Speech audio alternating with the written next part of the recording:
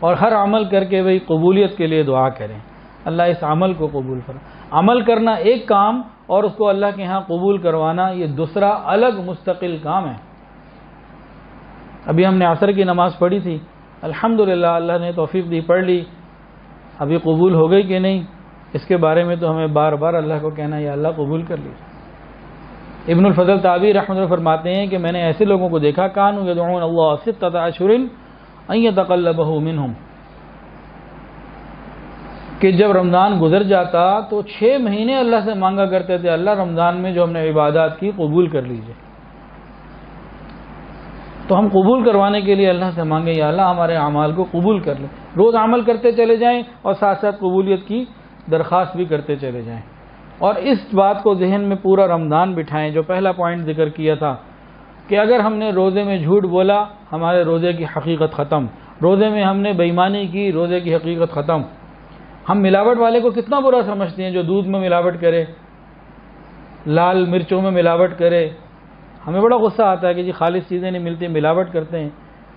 اور اگر ہم اپنی زندگی میں دیکھیں ہم تو سچ کے اندر ملاوٹ کرتے ہیں، جھوٹ بولنا وہ تو ایک الگ بات ہے نا، ہم سچ بھی ایسا بیان کرتے ہیں ملاوٹ والا کہ بعض مرتبہ جھوٹ سے زیادہ برا ہو جاتا ہے، اپنی مرضی کا مطلب نکالنے کے لیے ہوتی بات سچ ہے، انداز اور طریقہ ایسا اختیار کرتے ہیں یا اس کے اندر کچھ ایسی ملاوٹ کر دیتے ہیں شاید ہی کوئی اس گناہ سے بچا ہوا۔ ہم تو سچ کو بھی سچ نہیں رہنے دیتے، تو روزے کی حقیقت ختم ہوتی چلی جائے گی۔ سوشل میڈیا پہ گناہ کیا، ٹی وی دیکھتے رہے اور وہ رمضان فیسٹیول دیکھتے رہے تو روزہ تو گیا۔ تو ہم نے روزے کی حفاظت کرنی ہے، تو روزے رکھنے بھی ہیں اور اللہ تعالیٰ سے قبول بھی کروانے ہیں۔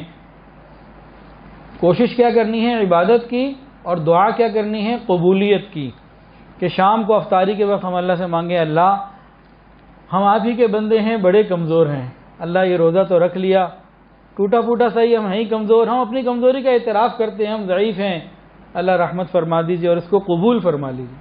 اللہ تعالیٰ رحمت کا معاملہ فرما دیں گے۔ اللہ بڑے کریم ہیں، ہم روزہ رکھ کر حفاظت کرنے کی کوشش تو کریں اور قبولیت کو مانگ کے تو دیکھیں، اللہ تعالیٰ یقیناً خیر کا معاملہ فرما دیں گے۔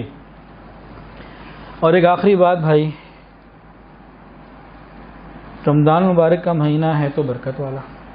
حضرت علی فرماتے تھے رضی اللہ تعالی عنہ کہ اگر اللہ رب العزت نے اس امت کو عذاب دینا ہوتا تو رمضان کا مہینہ اور سورہ اخلاص اسے عطا نہ فرماتے۔ اللہ کا ارادہ خیر کا ہے، اللہ دینا چاہتے ہیں، لیکن ایک بات بہت خطرے والی ہے، وہ یہ ہے کہ ہمیں اپنی عبادت کروانی، ہم نے اپنی مغفرت کروانی ہی ہے، چھوڑ نہیں سکتے۔ نبی علیہ الصلوۃ والسلام ممبر پر قدم رکھتے ہیں، صحابہ کو آواز آتی ہے کہ نبی علیہ السلام نے فرمایا آمین۔ صحابہ نے بعد میں پوچھا یا رسول اللہ صلی اللہ علیہ وسلم، یا آپ نے آمین کہا اس کا کیا مطلب ہے؟ ہم نے تو ایسا نہیں دیکھا کہ آپ ایسا کرتے ہوں۔ تو حضور پاک صلی اللہ علیہ وسلم 3 باتیں تھیں، ان میں سے ایک بتائی، میں بتا رہا ہوں۔ نبی علیہ الصلوۃ والسلام نے ارشاد فرمایا کہ حضرت جبرائیل علیہ السلام آئے تھے اور مفہوم یہ بتایا کہ انہوں نے یہ بددعا دی، برباد ہو جائے وہ شخص جس کو رمضان کا مہینہ ملے اور رمضان میں وہ اپنی مغفرت نہ کرے، مغفرت نہ کروا لے۔ میں نے فرمایا آمین۔ حضرت جبرائیل علیہ السلام کی بددعا کیا تھی؟ برباد ہو جائے وہ شخص، ہلاک ہو جائے وہ شخص جس کو رمضان کا مہینہ ملے اور رمضان میں وہ اللہ سے اپنی مغفرت نہ کروائے۔ نبی علیہ السلام نے فرمایا آمین۔ صرف حضرت جبرائیل علیہ السلام کی بددعا ہی کوئی تھوڑی چیز نہیں تھی، ایسے جلیل القدر فرشتے کی بددعا یہ کوئی تھوڑی کوئی بات نہیں تھی، لیکن اس کے اوپر رحمت للعالمین صلی اللہ علیہ وسلم کی آمین نے تو مہر لگا دی۔ اس لیے بہت فکر مند ہونے کی ضرورت ہے، کیونکہ رمضان گزرے گا یا عید ہوگی یا وعید ہوگی۔ اگر مغفرت ہو گئی تو عید ہے، اگر مغفرت نہ ہوئی تو پھر تو مسئلہ بدل گیا ہمارا۔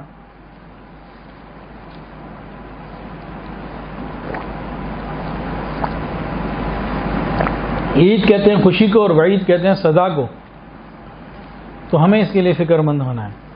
یہاں ایک سوال پیدا ہوتا ہے کہ حضور پاک صلی اللہ علیہ وسلم تو رحمت للعالمین ہیں، آپ نے تو کافروں کے لیے بددعا نہیں کی، یہ بد دعا کیوں آ گئی؟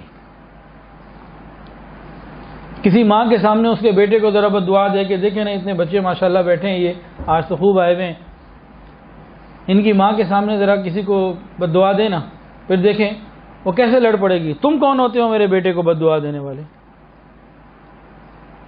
ماں سے برداشت نہیں ہوتا۔ لیکن حضور پاک صلی اللہ علیہ وسلم تو ماؤں سے زیادہ محبت کرنے والے ہیں، آپ نے کیسے یہ آمین کہہ دیا؟ یہ کیا وجہ تھی؟ تو علماء نے لکھا کہ وجہ یہ تھی کہ رمضان میں اللہ رب العزت گناہوں کو اتنا جلدی معاف کر دیتے ہیں کہ بندہ ذرا سی بھی کوشش کرتا ہے، تھوڑی سی بھی فکر کرتا ہے، اللہ تعالیٰ رحمتوں کے دریا بہا دیتے ہیں۔ اتنی رحمتوں میں سے بھی اس نے حصہ نہ پایا اور اپنی مغفرت نہیں کروائی، بہتر ہے کہ پھر تباہی ہو جائے۔